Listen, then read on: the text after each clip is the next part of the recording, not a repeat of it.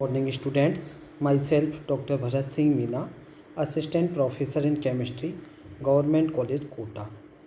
आज हम जो चैप्टर पढ़ने जा रहे हैं वो हमारी BSc part second year paper first unit fourth का चैप्टर है और चैप्टर का नेम है एक्टिनाइडों का रसायन, जिसे कहें केमिस्ट्री ऑफ एक्टिनाइड्स। तो देखिए, सबसे पहले हम इसके अंतर्गत एक्टिनाइडों के रसायन में जो पढ़ेंगे वो है general features and chemistry of actinides, जिसे कहें एक्टिनाइडों के सामान्य लक्षण एवं रसायन। इसके अंतर्गत अंतर संक्रमण तत्वों की दूसरी श्रेणी और वो तत्व है एक्टिनियम 89 के बाद आती है। इस श्रेणी के तत्वों को हम एक्टिनाइड कहते हैं। जो एक्टिनियम के बाद आते हैं उन्हें हम एक्टिनाइड कहते हैं।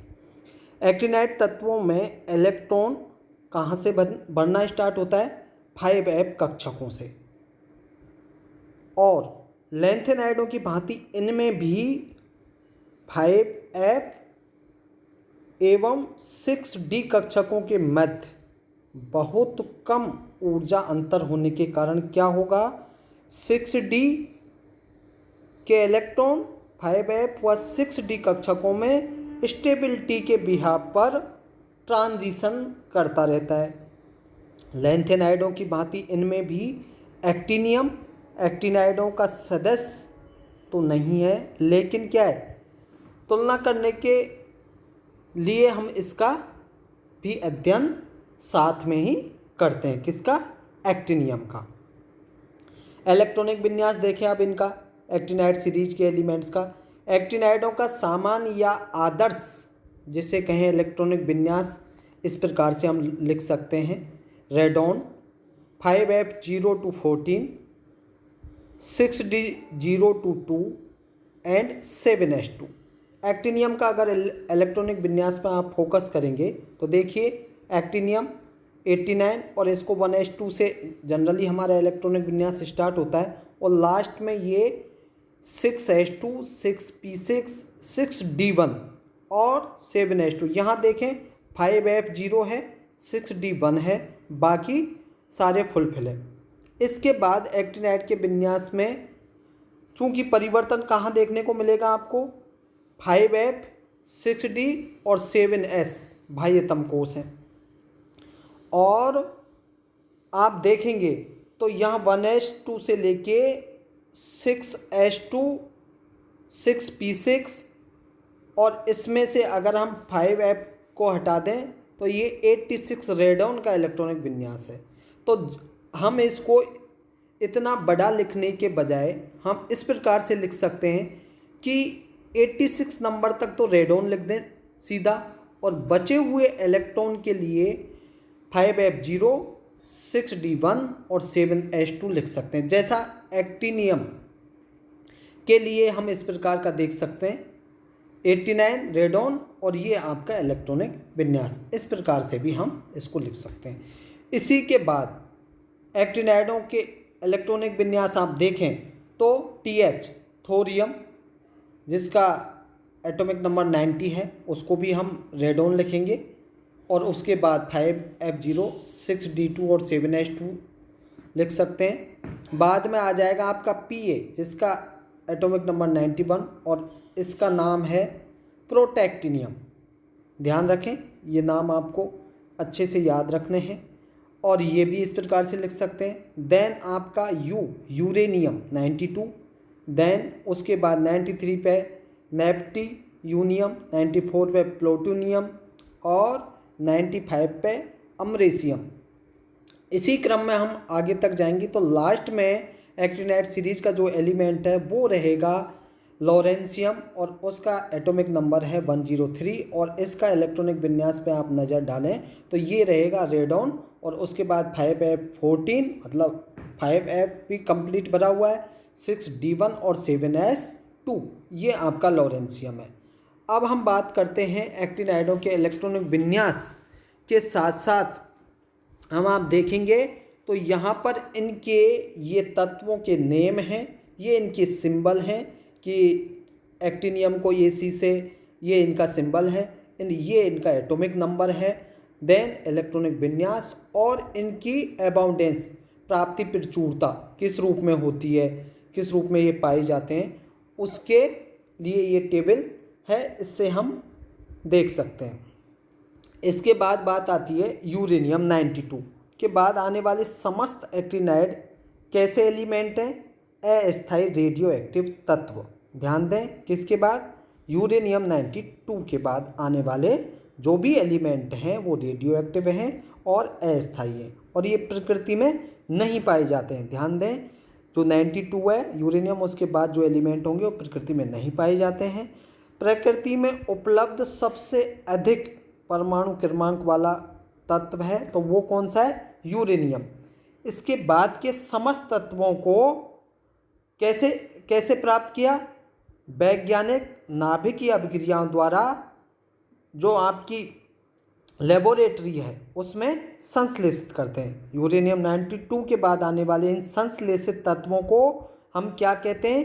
ट्रांस यूरेनिक तत्व कहते हैं। 92 के बाद आने वाले तत्व क्या कहलाते हैं? ट्रांस यूरेनिक तत्व कहलाते हैं। अब बात करते हैं हम ऑक्सीकरण अवस्था की। एक्टिनाइडों की जो ऑक्सीकरण अवस्था हैं वो हम इस टेबल के माध्यम से देख सकते हैं। यहाँ पर देखेंगे कि डिफरेंट Ac एक्टिनियम से शुरू हुए, ये थोरियम और ये लास्ट में लॉरेंसियम 103 तक के एटॉमिक नंबर दिए हुए हैं। इनके इलेक्ट्रॉनिक विन्यास हैं, इनकी ऑक्सीकरण अवस्थाएं भी दी हुई हैं। कुछ ऑक्सीकरण अवस्थाएं ब्रैकेट और कुछ ऑक्सीकरण अवस्थाएं विदाउट ब्रैकेट विद अंडरलाइन के यहाँ पर शो की गई हैं। इनका क्या मतलब है? कुछ तो ब्रैकेट में हैं, कुछ ब्रैकेट के बाहर हैं, जो अंडरलाइन हैं उनको सिंबॉलिक किया गया है। आप ध्यान से देखेंगे तो ये संकेत क्या बताएंगे कि तत्वों के इलेक्ट्रॉनिक विन्यास कोष्ठक में दी गई ऑक्सीकरण अवस्थाएं कैसी हैं? अस्थायी। देखिए यहाँ ये जो कोष्ठक में आपको ये ऑक्सीडेशन स्टेट दिखाई दे रही है ये कैसी हैं? अस्थायी हैं। और रेखांकित जो अंडरलाइन है ऑक्सीकरण अवस्थाएं वो मैक्सिमम स्थायी ऑक्सीडेशन स्टेट हैं। अब आप इस टेबल का अवलोकन करें तो हम क्या क्या कंक्लूजन निकाल सकते हैं? पहला तो ये है कि प्रारंभ के तत्वों एक्टिनियम, थोरियम, प्रोटैक्टिनियम और यूरेनियम की स्थायी ऑक्सीकरण अवस्थाएं कौन कौन सी हैं?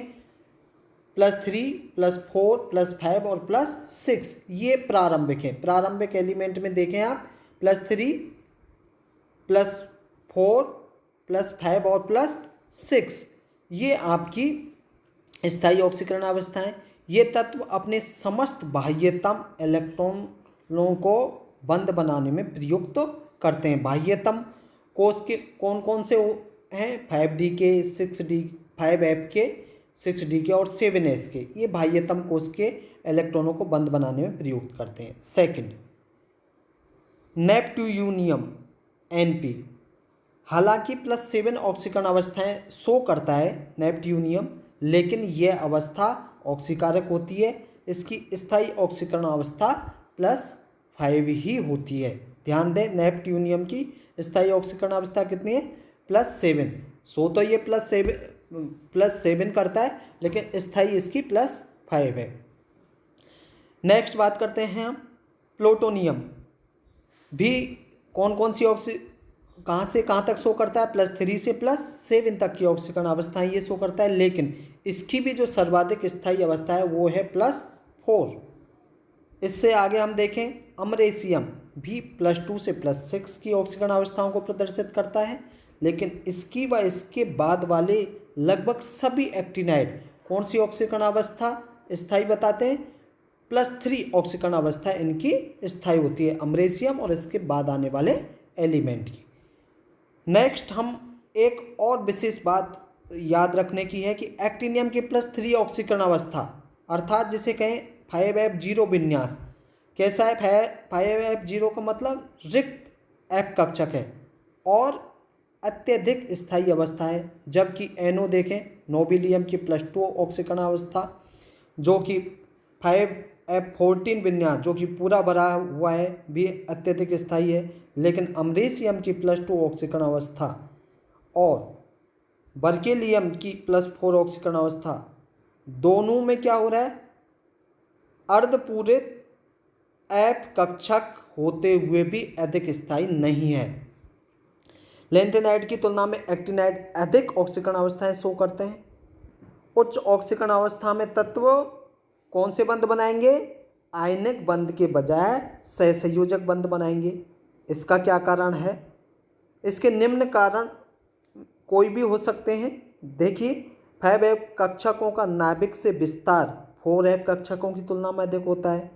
इस प्रकार वे स्वयं सहसंयोजक बंध में भाग लेते हैं।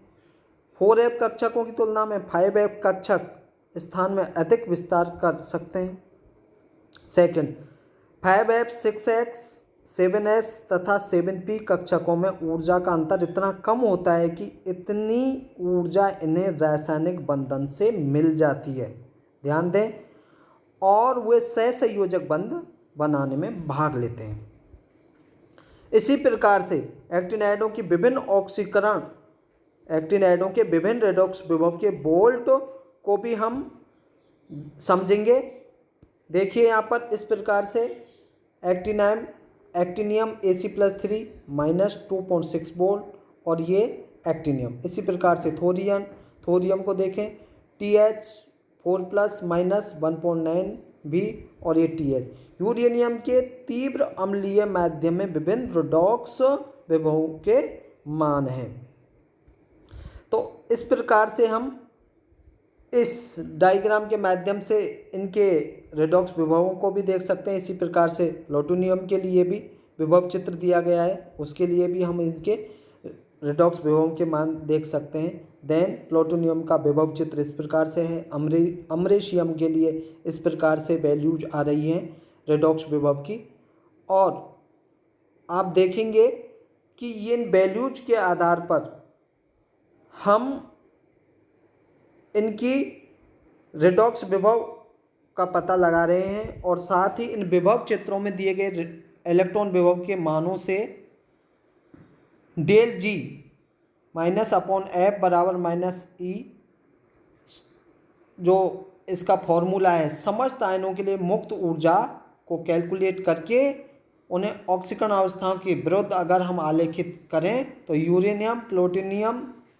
नेपट्यूनियम और अमरीशियम के लिए निम्न ऑक्सीकरण अवस्था डायग्राम प्राप्त होगा। ये देखिए, मुक्त ऊर्जा वर्सेस ऑक्सीकरण अवस्था का ये डायग्राम है, और ये किस किस के लिए है, एक तो यूरेनियम के लिए है, एक है आपका नेपट्यूनियम के लिए, प्लूटोनियम के लिए और अमरीशियम के लिए। इस चित्र के आधार पर हम निष्कर्ष निकाल सकते हैं। तो आज हमने क्या क्या चीज़ के बारे में डिस्कस किया? एक तो एक्टिनाइड एलिमेंट के इलेक्ट्रॉनिक विन्यास के बारे में डिस्कस किया, एक्टिनाइडों के इलेक्ट्रॉनिक विन्यास के साथ साथ उनके अबाउंडेंस, और इसी के साथ उनका जो जनरल कैरेक्टर है उसमें हमने ऑक्सीकरण अवस्थाएं, और ऑक्सीकरण अवस्था में हम जो ये देख रहे हैं इस डायग्राम में हमने मुक्त ऊर्जा और ऑक्सीकरण अवस्था के मध्य ग्राफ प्लॉट किया। तो ये हमें यूरेनियम, नेपट्यूनियम, प्लूटोनियम, अमरीशियम के लिए इस प्रकार से ग्राफ प्राप्त हो रहा है, और इस डायग्राम के माध्यम से हम ये कंक्लूजन निकाल सकते हैं कि +3 ऑक्सीकरण अवस्था का स्थायित्व यूरेनियम से अमरीशियम तक बढ़ता है, और AM के बाद के एक्टिनाइडों की तो केवल +3 ऑक्सीकरण अवस्था ही स्थायी है। इसमें केवल नोबिलियम NO एक अपवाद है जो +2 ऑक्सीकरण अवस्था 5F14 विन्यास के कारण अधिक स्थायी है। सेकंड, UO2+ का प्रथम अपचयन उत्पाद UO2+ असमानुपातन के प्रति अस्थायी है। हालांकि इसका फ्लोराइड के साथ संकुल करवाकर UF6- आयन के रूप में असमानुपातन के प्रति स्थायी किया जा सकता है। NPO2+ असमानुपातन के प्रति काफ़ी स्थायी है, जबकि PuO2+ AMO2+ से थोड़ा ही स्थायी है। इसी प्रकार से PuO2+ के अपचयन में प्रथम तीनों अपचयन विभवों के मान एक दूसरे के इतने नज़दीक हैं कि Pu4+ का असमानुपातन किस रूप में प्राप्त होगा, Pu3+ व O2 प्लस और Pu3 प्लस व PuO2 प्लस दोनों प्रकार से हो सकता है। आगे हम देखें तो इसी प्रकार से यूरेनियम धातु अम्लों के साथ क्रिया करके हाइड्रोजन गैस मुक्त करती है और U3 प्लस आयन बनते हैं जो प्रबल अपचायक की भांति व्यवहार करते हैं। नेक्स्ट हम देख सकते हैं U4 प्लस और U3 प्लस युग्मों की रेडॉक्स अभिक्रियाएं तेजी से संपन्न होती हैं, उत्क्रमणीय होती हैं क्योंकि इनमें केवल इलेक्ट्रॉन का ही आदान प्रदान हो रहा है। अमरेशियम के +3 से ऊपर की समस्त ऑक्सीकरण अवस्थाएं प्रबल ऑक्सीकारक होती हैं। क्योंकि AmO2 प्लस और Am4 प्लस दोनों ही अवस्थाएं असमानुपातन के प्रति अस्थायी हैं। यूरेनियम की भांति Am4 की पहचान भी फ्लोराइड के साथ संकुल AmF6 बनाकर की जाती है। AmO2 की जलीय HF के साथ क्रिया करवाकर इसे बनाया जा सकता है। अब बात करते हैं हम अमरेशियम के बाद के तत्व क्यूरियम, बर्केलियम। अमरेशियम के बाद के तत्व curium, berkelium, californium, einsteinium, fermium, mendelevium, नोबिलियम